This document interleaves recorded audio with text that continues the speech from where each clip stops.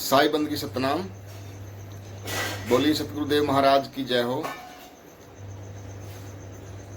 सतगुरु नितिन साहिब आज बहुत बड़ा वेद खोलने जा रहे हैं एक सत्संग के माध्यम से। आज हम जानेंगे कि ये दुनिया किसने बनाई है, इस तीन लोक का मालिक कौन है और इसको कौन नष्ट करता है। क्या ये दुनिया परमात्मा ने बनाई है? अगर ये दुनिया परमात्मा ने बनाई है तो इसका वो नष्ट क्यों कर देता है इसको। आज हम जानेंगे कि हमारा परमात्मा कहाँ पे है और ये तीन लोक का मालिक कौन है, ये दुनिया किसने बनाई है। तो ये सारे वेद आज खोलेंगे नितिन साहिब जी। आप बुद्धि लगा के, पूरे विवेक लगा के सत्संग को सुने। सबसे पहले परमात्मा के नाम पे जयकार लगाएंगे, उसके बाद सत्संग शुरू करेंगे।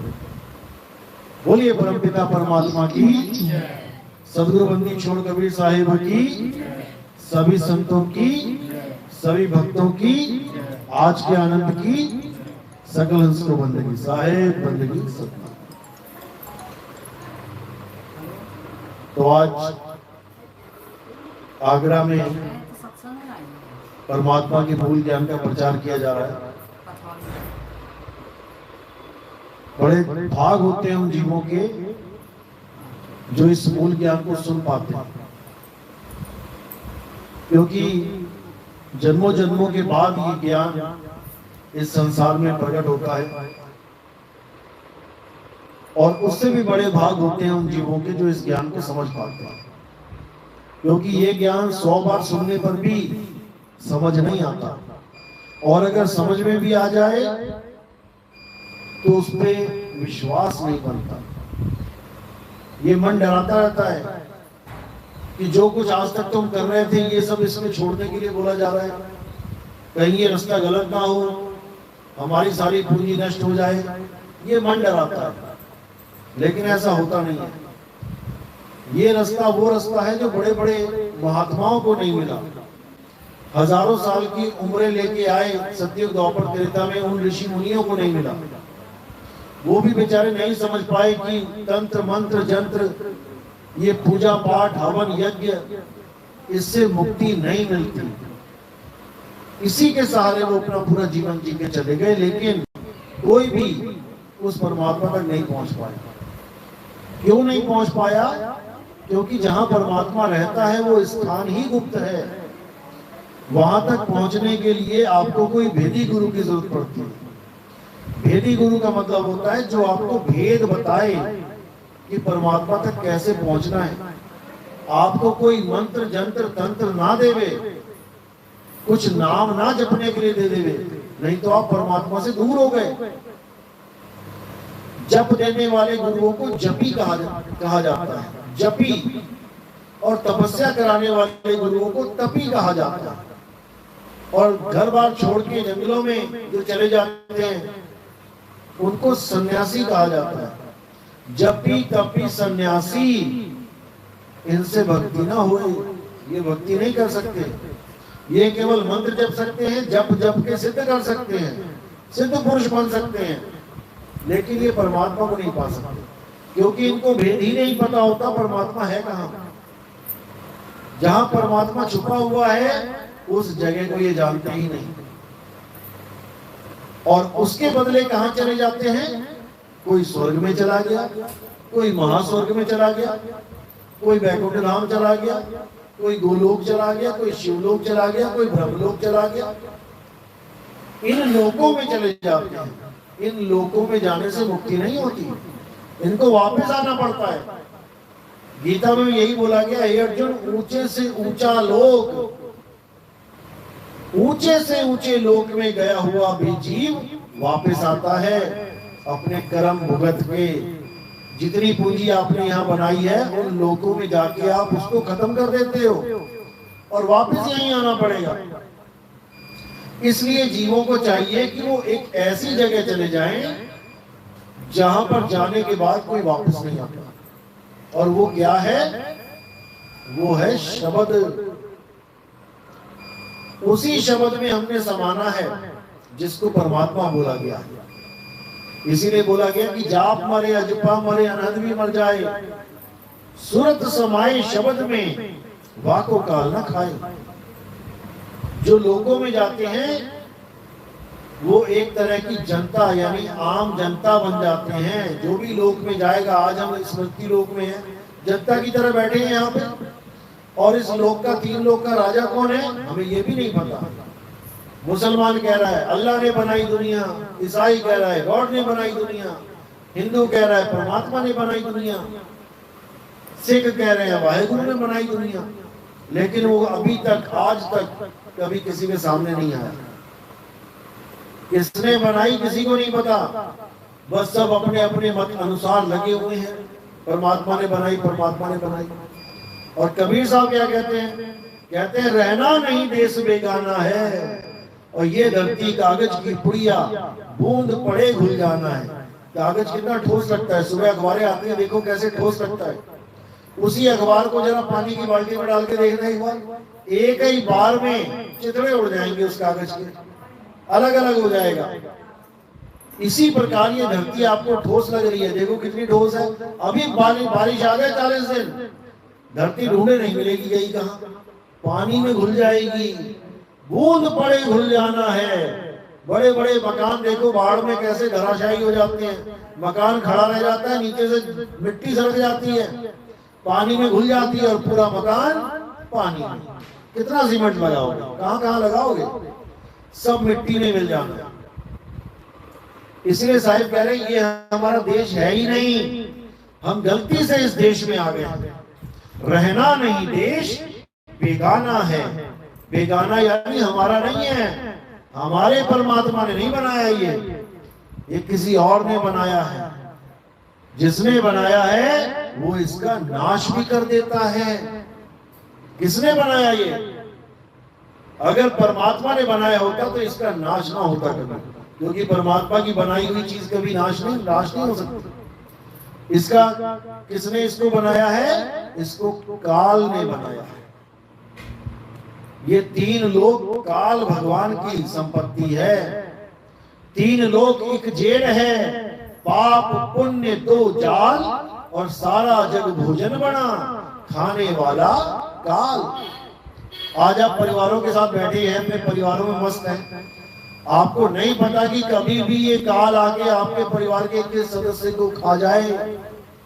आप सोच भी नहीं सकते कि आज का ही दिन आपके पिताजी का आखिरी दिन है, आज का ही दिन आपके बच्चों का आखिरी दिन है। किसका आखिरी दिन है ये कोई नहीं ये समझ सकता। क्या पता आप ही का आखिरी दिन हो, आज आपको ही काल खाने आए। इस प्रकार ये काल सबको खा जाएगा, कोई नहीं बचने वाला। इसलिए साहिब ने बोला कि बचना चाहो काल जाल से, चीनो शब्द हमारा, और कहे कबीर अमर कर राखूं जो निज होए हमारा। काल जाल से बचना है तो हमें शब्द को चीनना पड़ेगा। शब्द क्या है? जो गुरु हमें ज्ञान देता है उसी ज्ञान को शब्द कहते हैं। अब जिसको मिल गया 52 अक्षरी वाला गुरु, वो दे देगा 52 अक्षरी नाम, हिंदी के नाम, पंजाबी के नाम, उर्दू के नाम, अंग्रेजी के नाम। जैसी भाषा का गुरु और जैसी भाषा का चेला होगा वैसी भाषा का नाम पकड़ा दिया जाएगा। और तुम्हें लगेगा हमें तो गुरु जी ने बहुत अच्छा नाम दे दिया, अब हम घर जाके जपेंगे इसे। अच्छा नाम नहीं दे दिया, तुम्हें बर्बाद कर दिया उस गुरु ने। तुम्हें काल के हाथों में सौंप दिया कि ले भाई ये तेरा पक्का हो गया जी, पेट भर अपना, क्योंकि काल तो सबको खाएगा। कहीं भी एक्सीडेंट होता है, अखबारों में क्या लिखा जाता है? 4 लोग काल के ग्रास हो गए, 4 लोग काल के मुंह में चले गए। कौन है ये काल जो सारी दुनिया को खाता है फिर भी उसका पेट नहीं भरता है? रोज मौत, रोज मौत। और उस काल से बचाने के लिए औरतें करवा चौथ रखने लग जाती हैं कि करवा चौथ रख ले तो हमारा पति बच जाएगा। और करवा चौथ वाले दिन ही जाके देख लेना, उससे अगले दिन जाके देख लेना हॉस्पिटलों में कैसे मौतें हो रही हैं। अब उन लोगों को जाके पूछो, उनकी बीवियों को, कि जो बंदा मरा उसकी बीवी को पूछो जाके, तुमने करवा चौथ क्यों नहीं रखा था कल? तो क्या बोलेगी, बहन मैंने तो रखा था। लेकिन अब आई को कौन टाल सकता है? जब आई को टाल नहीं सकता तो किस भरम जाल में फंसे हो कि तुम्हारे करवा चौथ रखने से तुम्हारा पति बच जाएगा? जब खुद ही जानती हो कि आई को नहीं टाल सकता तो ये पाखंडवाद क्यों? बस अपने मन को तसल्ली देने के लिए और लोक लाज के लिए कि कहेंगे देखो जी नई नई शादी हुई है, इसने करवा चौथ नहीं रखा, ये अपने पति को प्यार ही नहीं करती। जो प्यार करती है वो बचा लेंगी क्या? कोई नहीं बचा सकता। और अगर करवा चौथ से ही बचना होता तो मुसलमानों के तो रोज ही पति मर रहे होते। करवा चौथ नहीं रखा, अगले दिन पति खत्म, सारे मर गए होते। ये सब पाखंडवाद है, ये सब भरम जाल है जिसमें हमें अच्छी तरह उलझा दिया गया। किसने उलझाया? ब्राह्मणों ने उलझाया। क्योंकि ब्राह्मण ना तो रिक्शा चलाते थे, ना किसानी करते थे, ना कोई काम धंधा करते थे। उनके पास एक ही चीज थी, कर्म कांड।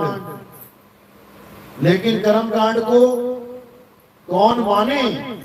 कोई नहीं मानता था पहले। सब वेदों के पुजारी थे। हमारे जितने ऋषि मुनि, यहाँ तक कि रावण भी वेदों का पुजारी था। वेद कंठस्थ थे उसको। और वेदों में कहीं पर भी किसी देवी देवता को पूजने का जिक्र नहीं था।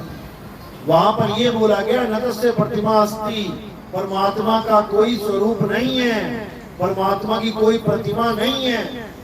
लेकिन फिर भी वो राजाओं की तरह सब पे शासन करता है। उसको राजा बोला गया।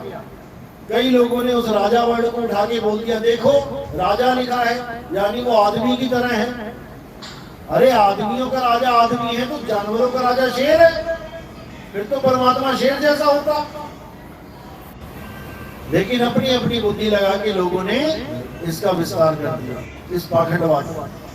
तब ब्राह्मणों ने क्या किया? ब्राह्मणों ने लोगों को मूर्ति पूजा में उलझाया, पत्थरों में उलझाया। क्यों उलझाया? क्योंकि वो उनका काम है, उनका कर्म है। आप चमड़े के जूते पहनते हो, लेकिन जिस देश में चमड़े के जूते पहनना अलाउड ही नहीं है, वहां तुम क्या कर लोगे? एक जूता न बेच पाओगे। इसके लिए तुम्हें कोई ना कोई जुगत लगानी पड़ेगी, तुम्हें कुछ ना कुछ भरमाना पड़ेगा लोगों को। तुम्हें कहना पड़ेगा, भले तुम ना पहनो लेकिन चमड़े के जूते घर में रखने से सुख शांति आती है। अब जो बेचारा दुखी है वो कहता है यार सच में क्या, चलो करके देख लेते हैं। बिक गया ना जूता, जूता बिक गया। कहते गंजे को कंघी बेच के आओ, जिसके बाल नहीं है उसको कंघी कैसे बेचोगे? लेकिन जो जुगत लगाते हैं वो कंघा भी बेच आते हैं। क्या कहते हैं वो? कहते हैं जी इस कंघी से जब आप खुजाओगे ना आपको बहुत मजा आएगा। कंघी से खुजाते हैं कई लोग। अब भले बाल सिर पे नहीं है लेकिन खुजली के लिए ले ली, जुगत लग गई, कंघी बिक गई। इसी प्रकार ब्राह्मणों ने भ्रम फैला दिया कि तुम रोज उठ के भगवान के यानी पत्थर की पूजा नहीं करोगे तो तुम नरक में जाओगे। अब डर के मारे जो अज्ञानी जीव थे उन्होंने उस पत्थर को घर में रख लिया। कोई खुद चल के नहीं आए भगवान तुम्हारे घर कि कोई कहे कि नितिन दास भगवान के खिलाफ बोल रहा है। तुम खुद लेके आए हो, आज भी लेके आते हो। दुकानों पे जाते हो, कितने की मूर्ति है जी? 100 रुपए की। नहीं नहीं नहीं 80 की दे दो जी। लगाते हो कि नहीं हिसाब किताब? वैसे तो 5000 की बोलते हो भगवान के नाम पे। वहां पर भी तुम हिसाब लगाते हो, वहां पर भी तुम तोल मोल भाव करते हो।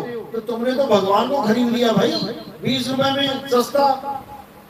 भगवान ना हो या आलू गोभी हो गई, और 80 रुपए का भगवान लाके घर में रखते हो और 80 करोड़ की मांग करते हो, हे भगवान मेरी कंपनी चल पड़े।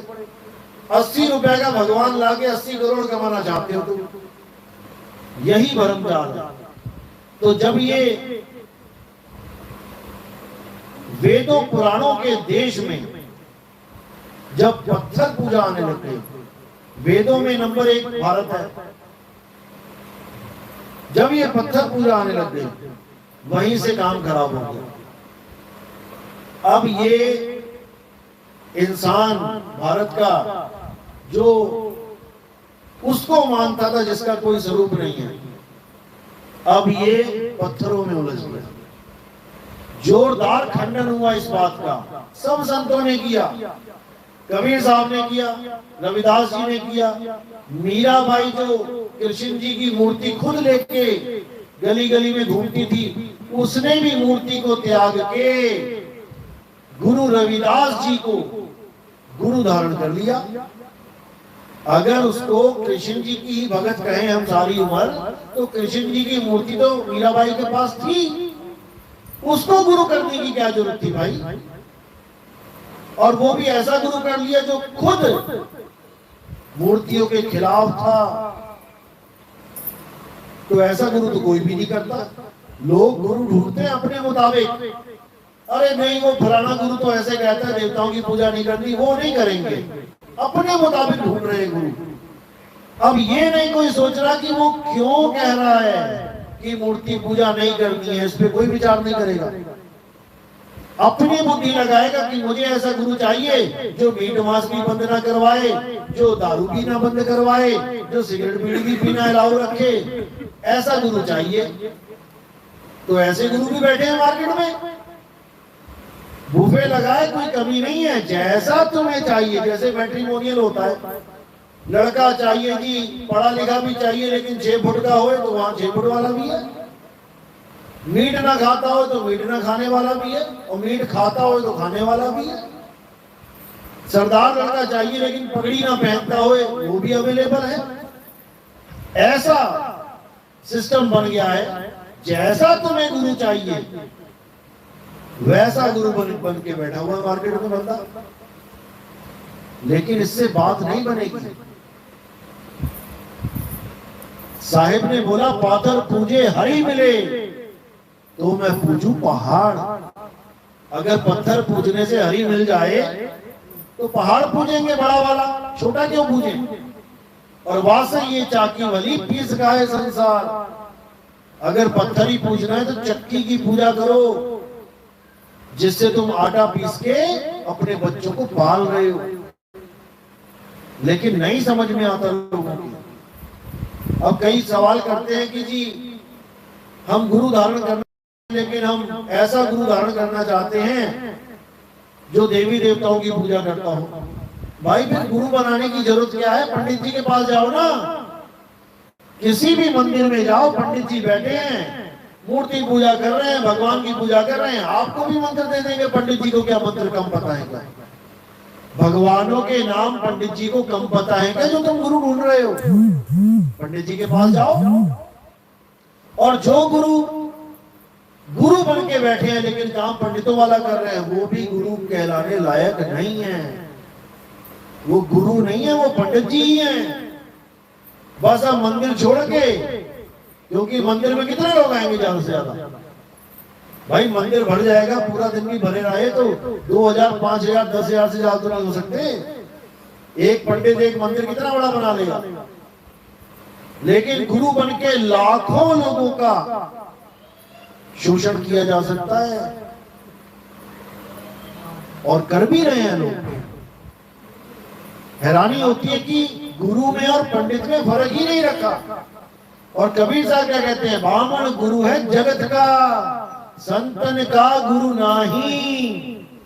ब्राह्मण गुरु है जगत का, जो भोले जीव है जगत में, जो भटक रहे हैं बेचारे, जिनको पत्थर पुजवा लो, गोबर पुजवा लो, गोबर की भी पूजा करने लग जाते हैं। कुछ भी पुजवा लो, तुलसी पुजवा लो, पीपल पुजवा लो, चूहे पुजवा लो, सांप पुजवा लो, कुछ भी पुजवा लो भगवान के नाम पे, सब कुछ पूजने को तैयार है। ऐसे लोगों का गुरु होता है ब्राह्मण। ब्राह्मण गुरु है जगत का। अरे संतन का गुरु नहीं, संतन का गुरु ब्राह्मण नहीं होता, और ना ही विवेकी पुरुषों का गुरु ब्राह्मण होता है। विवेकी पुरुषों का गुरु कौन होता है? शब्द गुरु। विवेकी पुरुष तो देही को भी गुरु नहीं मानते। देही तो एक माध्यम है ये ज्ञान देने का।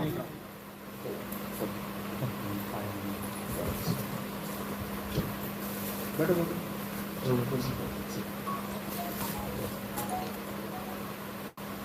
तो ब्राह्मण और संत इनमें जमीन आसमान का अंतर होता है, लेकिन अंतर तब समझ में आएगा जब सत्संग सुनोगे। बिन सत्संग विवेक न होई और राम कृपा बिन सुलभ न सोई। जब तक सत्संग यानी सत्य का संग नहीं कर लोगे, जब तक तुम ऐसे भटकते रहोगे। लेकिन ये सत्य है क्या जिसका संग करना है? जब तक सत्य को नहीं जाना, कुछ नहीं जाना। तो सबसे पहले गीता देखो, गीता में क्या बोला सत्य के लिए? हे अर्जुन, इस दुनिया में दो प्रकार के तत्व हैं, एक असत तत्व और एक सत्य तत्व। असत तत्व तो सारे शरीर हैं, ये जितने शरीर बैठे हुए हैं ये सब असत है। असत क्यों है? क्या कारण है? क्योंकि हे अर्जुन, शरीर हमेशा बदलते रहते हैं और शरीरों का जन्म और मृत्यु होती है, इसलिए ये असत्य है। अब चाहे गुरु का होए, चाहे होए चेले का, चाहे भगत का होए और चाहे होए भगवान का, शरीर तो असत्य है। और शरीर कपड़े हैं। हे अर्जुन, हम तुम और ये समस्त राजा, हम कपड़े नहीं हैं, हम शरीर नहीं हैं, हम आत्मा हैं। तो असत तत्व हो गया शरीर। अब सत्य क्या है? हे अर्जुन, आत्म तत्व ही सत्य है, आत्मा ही सत्य है।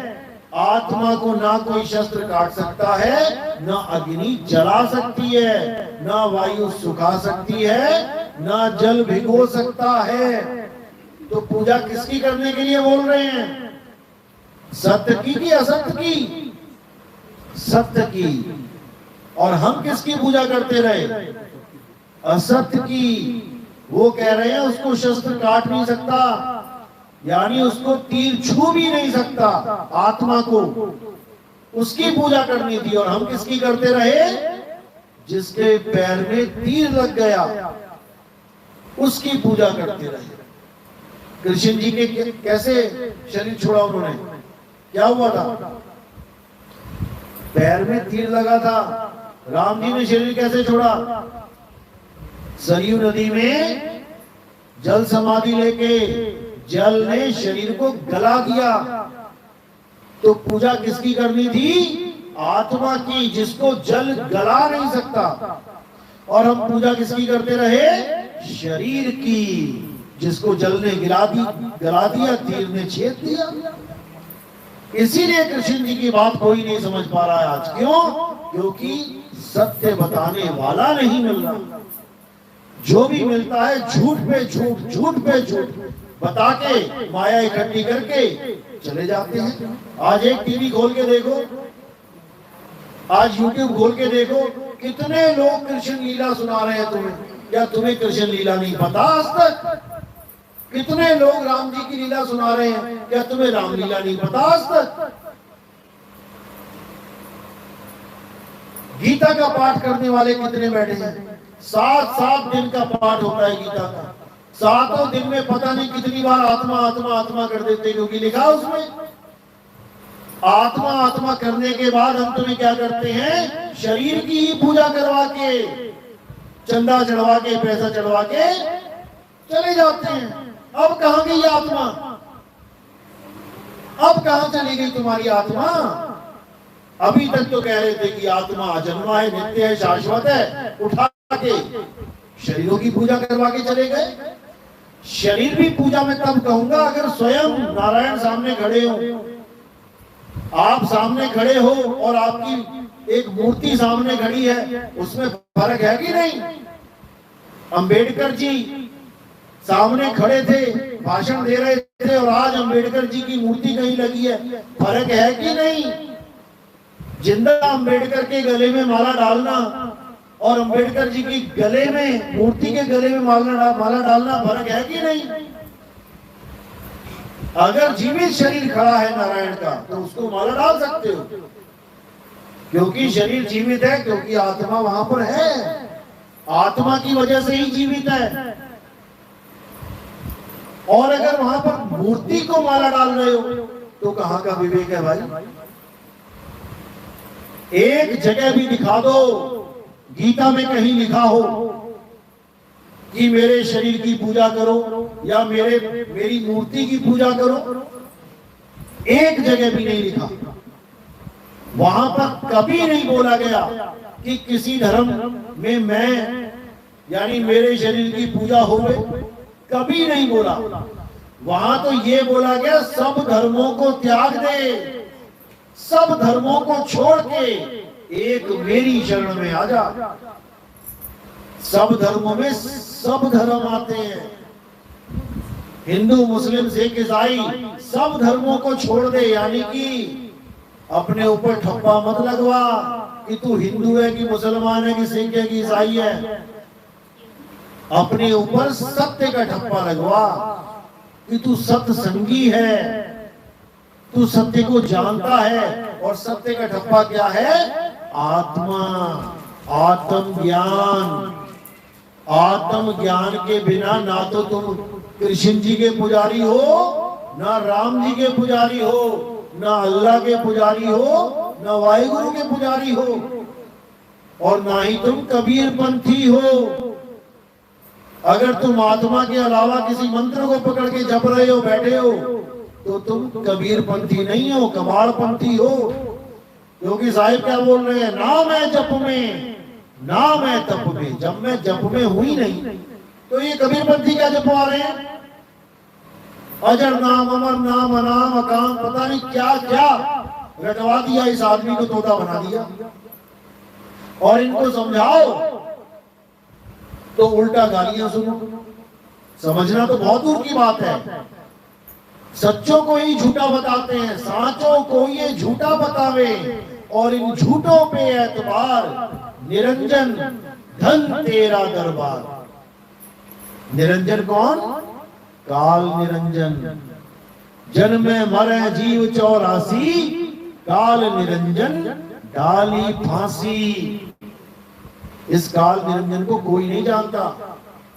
अभी तुम्हारा बेटा जॉब पे जा रहा है, अभी खबर आ जाएगी ट्रक के नीचे आ गया, मर गया जी। अब बताओ कौन से भगवान की तुमने पूजा में कमी छोड़ी थी? भगवान को बचाना चाहिए था।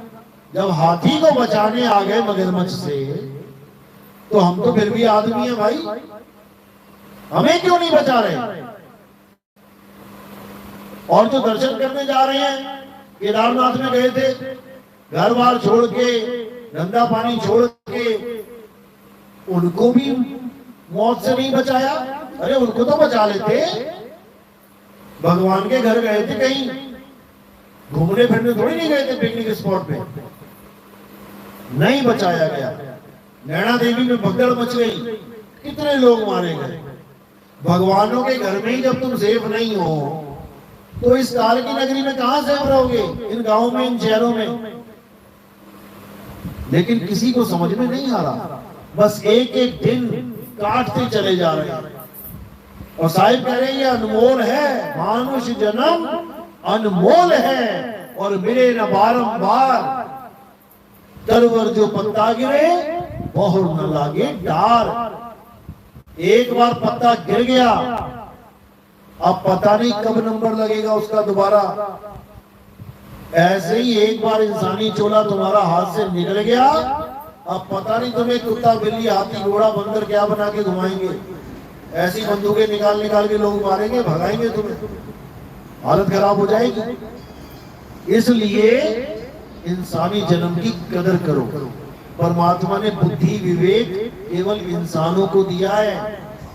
भैंस के पानी में जो पानी पीती है भैंस, उसमें एक मुट्ठी रेत डाल देना, रेता या बजरी डाल देना, वो पी जाएगी। उस बाल्टी में तुम बजरी डाल देना, 2 4 5 कंकड़, वो पी जाएगी पानी ऊपर ऊपर से सारा। और तुम अपने ग्लास में डलवा के देख लेना, थोड़ा सा रेत, 2 4 कंकड़, पी लोगे क्या? नहीं पियोगे।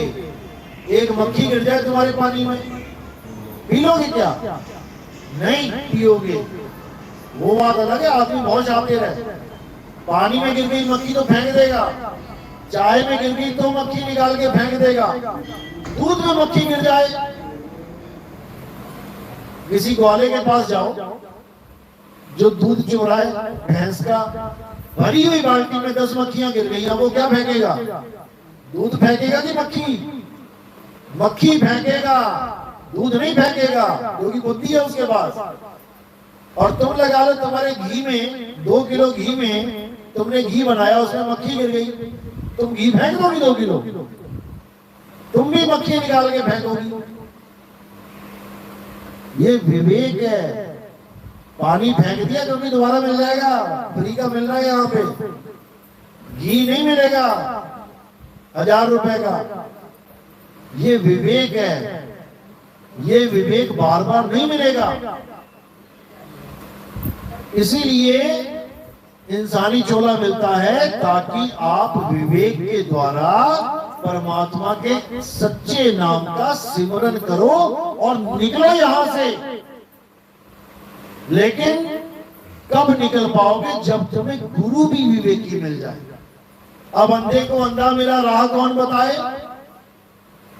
चेला भी अंधा, गुरु भी अंधा, दोनों को लागा पेट का धंधा।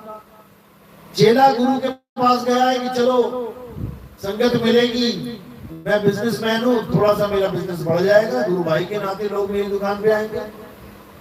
और गुरु देख रहा है चलो चेले बढ़ गए, मैं भी कोई प्रोडक्ट निकाल दूं, हल्दी, नमक, धनिया, च्यवनप्राश, देसी घी। ऐसा ऐसा हाल हो गया गुरुओं का कि कंपनियों से देसी घी खरीद रहे हैं और उसमें बाहर का कवर अपना लगा रखा है। 100 रुपए सस्ता खरीदते हैं और बिजनेस कर रहे हैं, ये बोल के कि हमारा देसी घी है। ऐसे भी गुरु बैठे हैं। दोनों को पेट का धंधा, ये भगवान को धंधा बना लिया इन लोगों ने। लेकिन जो विवेकी गुरु होता है वो इन चीजों से न्यारा होता है। वो केवल तुम्हें एक ही चीज बताने आता है कि शब्द है क्या, जिस शब्द में तुमने समाना है। भगवान का नाम है क्या, जिस नाम से तुम्हारा कल्याण होना है। जो नाम तुम अभी जप रहे हो, राम राम राम, कृष्ण कृष्ण, राधे राधे, अल्लाहु अल्लाहु, वाहिगुरु वाहिगुरु, कबीर कबीर, ये सब नाम तब बने हैं जब इंसान ने लिखना पढ़ना सीख लिया। का खा गा ABCD ये लिख लिए उसने। जब आदि मानव था तब लिखना बोलना भी नहीं आता था, तब भगवान का नाम कौन सा था? आज तो पढ़ लिख लिया इसलिए भगवान के नाम लेके बैठा है। कोई राम जप रहा है, कोई अल्लाह, कोई वाहिगुरु, केवल इन अक्षरों की वजह से। जब अक्षर भी नहीं थे तब क्या था? जब आदमी भी नहीं था तब क्या था? आज आदमी को निकाल दो इस दुनिया से, भगवान के नाम भी निकल जाएंगे। आदमी के अलावा बता दो कौन सा जानवर भगवान के नाम जप रहा है? कौन सा जानवर बातें कर रहा है भाषाओं में, हिंदी, पंजाबी, उर्दू में? आदमी को खत्म कर दो, इस पूरी दुनिया से भगवान का नाम मिट जाएगा, लेकिन भगवान नहीं मिटेगा। परमात्मा के नाम मिट जाएंगे लेकिन परमात्मा नहीं मिटेगा, क्योंकि परमात्मा स्वयं नाम है। स्वयं नाम है। और राम से बड़ा राम का नाम। और कौन सा नाम? ये 2 अक्षर वाला, रा और मां। किसी ने कहा भाई ये पर्ची ले जा, पूरी मार्केट में कहीं पर भी दे देना और खाना खा लेना, बस इस पे मेरा नाम लिखा है, चिंता मत करना। किसी बंदे ने बोला कि मेरा नाम लिखा है पर्ची पे, तू कहीं भी चला जाना, इस मार्केट में मेरा नाम चलता है, बस तू पर्ची दिखा देना, तुझे खाना दे दिया जाएगा। अब ये बात समझ में आ गई कि उस आदमी का इतना नाम चलता है कि कहीं पर भी उसके नाम को भी कोई अनदेखा करने वाला नहीं है। अब राम जी की बात करते हैं। राम जी समुद्र के सामने खड़े रहे कि मुझे रास्ता दे दो। रामायण में कितने दिन खड़े रहे? कितने दिन? कुछ पता है? 3 दिन बताते हैं। 3 दिन तक अरदास करते रहे कि हे समुद्र देव मुझे रास्ता दे दो, मैं लंका में जाना चाहता हूं, मुझे रास्ता दे दो। शिव जी के शिवलिंग की भी पूजा कर डाली।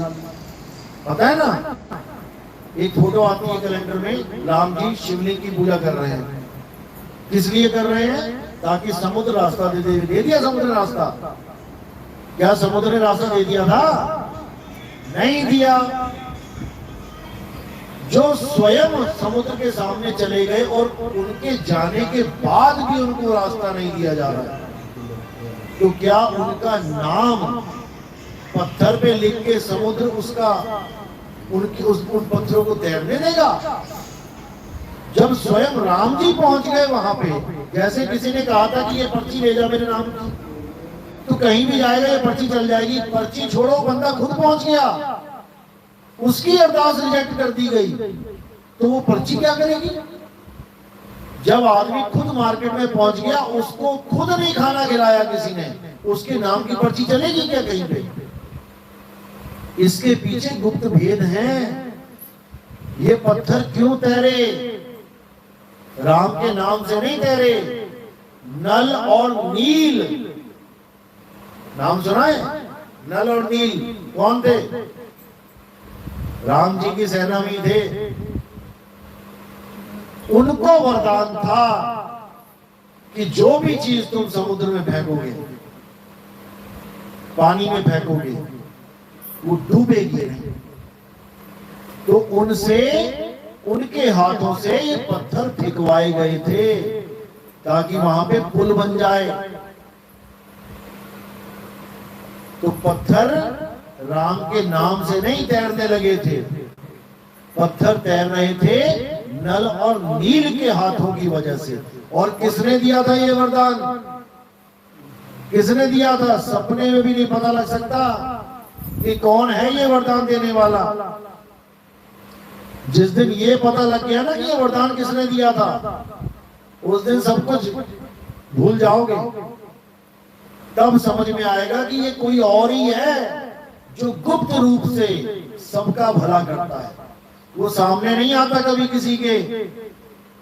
सामने देवी देवता आ जाते हैं, सामने भूत प्रेत आ जाते हैं, सामने पितर आ जाते हैं, लोगों के सपनों में आ जाते हैं, लेकिन वो कभी सामने नहीं आता। वो, उसको वाहवाही की जरूरत है ही नहीं। वो ऐसा है। और उसका भेद कब पता लगता है? जब कोई भेदी सदगुरु तुम्हारे जीवन में आए, तब वो समझाता है कि वो परमात्मा को कैसे पाया जाए। क्योंकि जहां वो छुपा है उस जगह को तुम कभी ढूंढते ही नहीं, और वो जगह है तुम्हारे पास। वो को कहां ढूंढे रे बंदे, मैं तो तेरे पास में। अब क्या है वो पास? जब ये समझ में आ जाएगा आपके, तब आप बाकी जगह ढूंढना छोड़ के केवल उसी जगह ढूंढोगे, तब वो चीज मिलेगी। मोबाइल रख दिया आपने अलमारी में और ढूंढ रहे हो तुम दूसरे कमरों में, नहीं मिलेगा। वस्तु कहीं ढूंढे कहीं, और कैसे लागे हाथ, गुप्त वस्तु तब मिले, भेदी लीजिए साथ। अरे भेदी लीना साथ में, दीनी वस्तु लखाए, कोटि जन्म का पंथ था, पल में पहुंचा जाए। करोड़ों जन्म लग जाएंगे उस परमात्मा को ढूंढने में, लेकिन अगर गुरु मिल गया तो एक पल में तुम्हें पता लग जाएगा मेरा परमात्मा है कहां, मैं ढूंढूं कहां। और जब ढूंढना शुरू करोगे तब अपने आप उसके पास पहुंच जाओगे। तो वो परमात्मा कहां रहता है? क्या बताया संतों ने? कि जहां वो परमात्मा रहता है वो जगह अमर है, उसको कोई तोड़ नहीं सकता, मार नहीं सकता, जला नहीं सकता। किसको? आत्मा को। आत्मा में ही परमात्मा का वास है। आत्म में राम, राम में आत्म, चीनस गुरुमुख विचारे।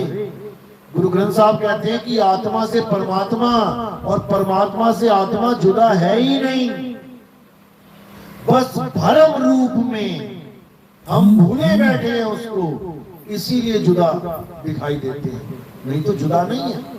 लहरों से सागर कैसे जुदा है? लहरें सागर के बिल्कुल पास हैं, लेकिन केवल एक गलती कर रही हैं कि हवा का साथ लेके समुद्र के ऊपर ही चल रही हैं। इसलिए समुद्र तो स्थिर है, लेकिन लहरें चलती हुई दिखाई दे रही हैं। और जब वो हवा का साथ छोड़ दे, तब वो लहरें कहां जाएंगी? समुद्र को छोड़ के आगे भाग जाएंगी, समुद्र में ही समा जाएंगी, लहरें ही समुद्र हो जाएंगी। तो जब तक परमात्मा का भेद नहीं समझ में आया, ऐसे भागते रहोगे लहरों की तरह। और जब परमात्मा का भेद पता लग गया कि वो आत्मा में छुपा है, तो तुम आत्म सिद्ध हो जाओगे। अध्याय 3 17वां श्लोक 15-16 पढ़ो। उसमें क्या बोला है कि बहुत सी विधियां हैं देवताओं को प्रसन्न करने की, भगवान को प्रसन्न करने की। हवन करो, यज्ञ करो, पूजा पाठ करो, लेकिन किंतु जो अपनी आत्मा में रमण करता है, जो अपनी आत्मा में संतुष्ट है, जो अपनी आत्मा में सिद्ध है, उसके ऊपर कोई धार्मिक कर्म कर्तव्य लागू ही नहीं होता। उसको किसी मंदिर में जाके घंटियां बजाने की जरूरत नहीं, उसको कोई पूजा पाठ व्रत नित्य नेम करने की जरूरत नहीं, उसको किसी तीर्थ में जाके नहाने की जरूरत नहीं। वो अपनी आत्मा रूपी तीर्थ में नहा के परमात्मा रूपी भगवान को प्राप्त कर लेता है। अध्याय 18वां श्लोक। जो स्वरूप सिद्ध व्यक्ति अपने स्वरूप को प्राप्त कर लेता है, वो अन्य किसी जीव पर निर्भर भी नहीं रह जाता। अब उसे और कोई पार नहीं करेगा, अब वो अकेला ही पार हो जाएगा।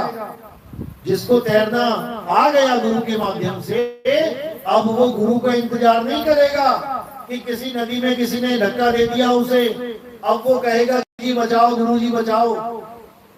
अब वो स्वयं तैरेगा। उसी को स्थित प्रज्ञ बोला गया है गीता में। लेकिन ये ज्ञान आपको कोई नहीं समझाने वाला, क्योंकि इस ज्ञान को देने से धंधे खत्म होते हैं, धंधे चौपट होते हैं, बढ़ते नहीं हैं। इसीलिए कबीर साहब कह रहे हैं कि आत्म ज्ञान बिना नर भटके। कहां भटके? कभी काबा, कभी काशी। काबा कौन से धर्म के लोग जा रहे हैं? मुस्लिम। अब वो जा रहे हैं धार्मिक गतिविधियां करने, लेकिन कबीर साहब की नजर में वो भटकने जा रहे हैं। असली चीज को घर में छोड़ के भटकने जा रहे हैं बाजार में, और जो चीज चाहिए वो घर में पड़ी है। अरे घर में पड़ी वस्तु नहीं सूझे, और बाहर ढूंढन जासी, जल में मीन प्यासी, मुह देखते आवे हंसी। इसी आत्म ज्ञान को प्राप्त करना है। जब लगना चीनोगे आत्म, तब लगना मिली है परमात्म। आत्म चीने परमात्म चीने, संत कहावे सोई, और यह भेद काया से बाहर, बूझे बिरला कोई। ये भेद काया से न्यारा है, बाहर है। इस काया में मत ढूंढने लग जाना परमात्मा को। इस शरीर में परमात्मा नहीं रहता। कौन है इसमें? संतों तन खोजा मन पाया। इसमें मन बैठा है छुप के। मन ही श्रोता, मन ही वक्ता, मन ही निरंजन राया। मन ही निरंजन है, काल भगवान है, और ये सबके अंदर बैठा है, सबको नाचना चाह रहा है, लेकिन कोई इसको समझ नहीं पा रहा। सब सोच रहे हैं कि हमारी मुक्ति हो जाएगी, हमें भगवान का नाम मिल गया। ये तुम्हें मन ने चक्कर में डाल दिया है। ये जप तप व्रत नित्य नेम पूजा पाठ तीर्थ मूर्त ये सब माया जाल है। माया जाल यानी तीन गुण, त्रिगुणी माया। गीता में साफ बोला, जो त्रिगुणी माया को जान जाता है वही उसे लांग जाता है। जो त्रिगुणी माया को ही नहीं जानता वो उसे लांगेगा कैसे? क्या है त्रिगुणी माया? रजोगुण, सतोगुण, तमोगुण, यानी पैदा होना, पलना और नाश हो जाना। ये तीन गुण की माया है, यानी बनना, ठहरना, बिगड़ जाना। सारी दुनिया तीन गुणों में है। मंदिर मस्जिद गुरुद्वारे तीन गुणों में है। ये मंत्र जंतर तंत्र तीन गुणों में है। ये जितनी मूर्तियां भगवानों की पत्थर ये सब तीन गुणों में है। ये तीर्थ मूर्त सब तीन गुणों में है। ये काया भी तीन गुणों में है। पैदा हुई है, पलेगी, नाश हो जाएगी। जो भी तीन गुणों में रह जाएगा, हे अर्जुन, वो कभी मुक्त नहीं हो सकता। 184 में जाना ही पड़ेगा। तीन गुणों को लांघने वाला कोई बिरला होगा। और वो क्या करेगा? वो तीन गुणों से ऊपर उठ के आत्म तत्व को जान लेगा, जिसके कारण ये काया चल रही है, ये हाथ उठ रहा है, ये मुंह से अक्षर निकल रहे हैं। उस आत्मा को जानना ही परमात्मा को जानना है। खुद को पाना ही खुदा को पाना है। लेकिन किसी के समझ में नहीं आ रहा है। सब भेड़ चाल में लगे हैं। बहन तू कहां जाती है? मैं तो उस मिशन से जुड़ी हूं, चल मैं भी चल पड़ती हूँ। कुछ तो ऐसे चली जाती हैं। कुछ कहती हैं बहन तू कहां से जुड़ी है? मैंने तो कहीं से नाम नहीं लिया।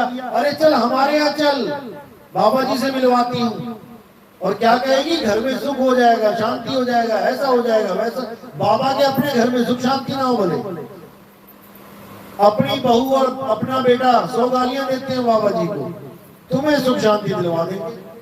और सबसे बड़ा ड्रामा तो अब चलने लगा है भूत प्रेतों के नाम पे। जिसके नहीं भी भूत है उसको भी भूत बना दो। इतना ज्यादा पाखंडवाद फैल चुका है भगवान के नाम पे कि आप सोच भी नहीं सकते। लोग अपने आप को संत कहला रहे हैं, हम भूत निकाल देंगे, प्रेत निकाल देंगे, और सत्संग करते हैं। और उसके बाद बकरा मुर्गा खाते हैं। ऐसे भी संत बने बैठे हैं, पीर फकीर बने बैठे हैं। और साहिब क्या कह रहे हैं?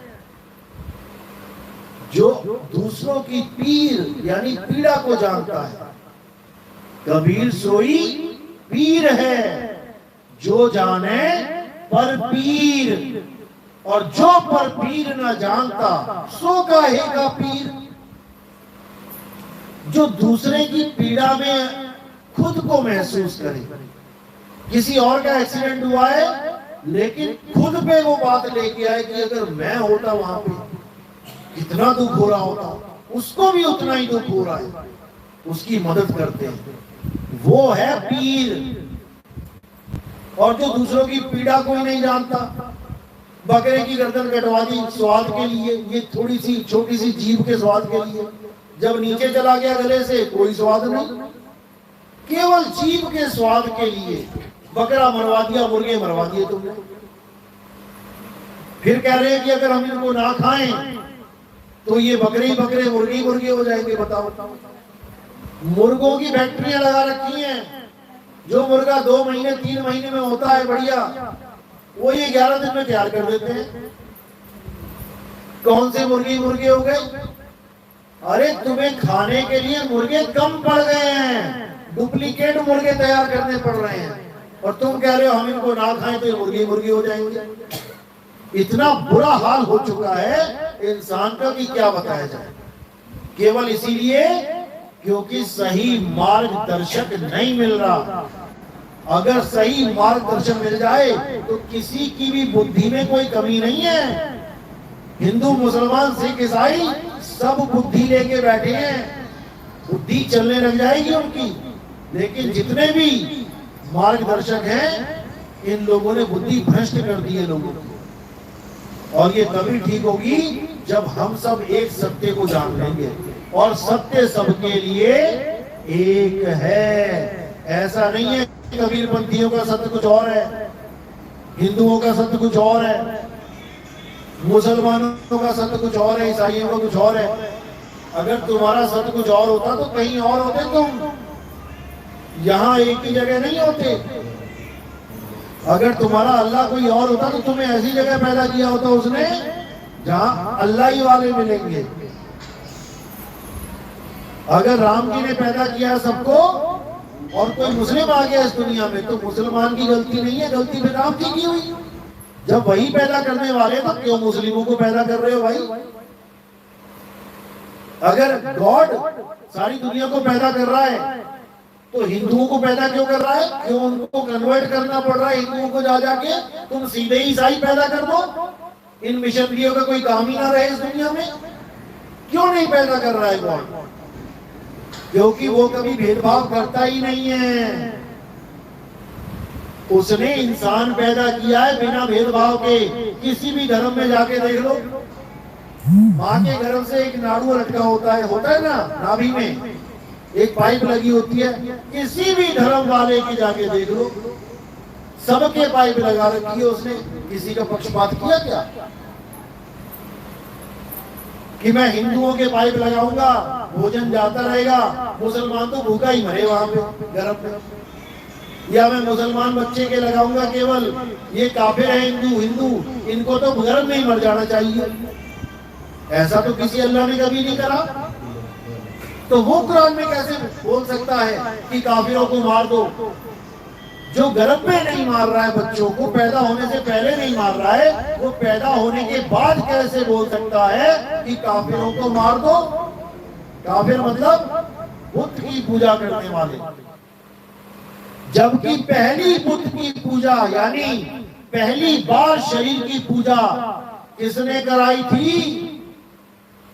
अल्लाह ने ही करवाई थी।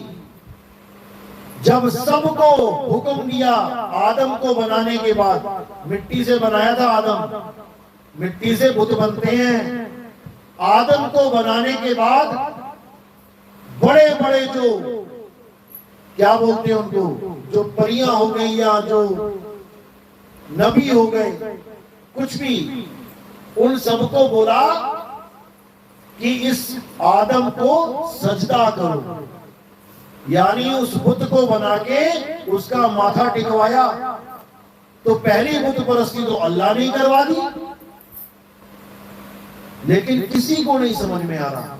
अब बुत परस्ती काफिर हो गए, और तब किया तब अल्लाह के बंदे हो गए। लेकिन लोग समझ ही नहीं पाए कि अल्लाह ने अगर ऐसा हुक्म दिया तो क्यों दिया? क्योंकि अल्लाह ये कहना चाहता था कि अगर मुझे पाना चाहते हो, मुझे पाना चाहते हो, तो ये जो बुत है, बुत यानी शरीर किसका? आदमी का।